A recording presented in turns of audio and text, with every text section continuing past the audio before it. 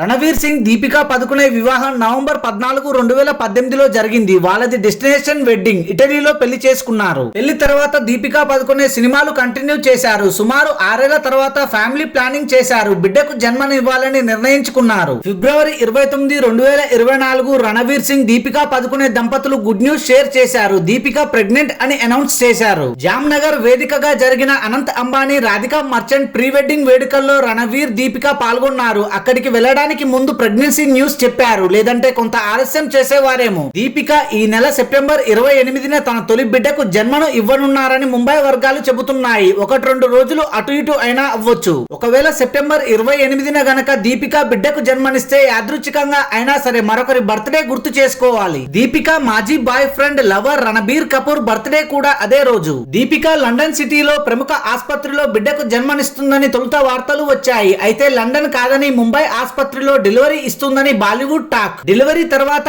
6 నెలలు ఎటువంటి షూటింగ్స్, తన కంప్లీట్ టైం బిడ్డకు ఇవ్వాలని దీపికా పదుకునే డిసైడ్ అయ్యారట. దీపికా పదుకునే ప్రెగ్నెంట్ అని తెలిసాక విడుదలైన మొదటి సినిమా ప్రభాస్ కల్కి 2898 AD. అందులోనూ ఆవిడ ప్రెగ్నెంట్ రోల్ చేయడం విశేషం. Thanks for watching this video. For more interesting videos please do subscribe.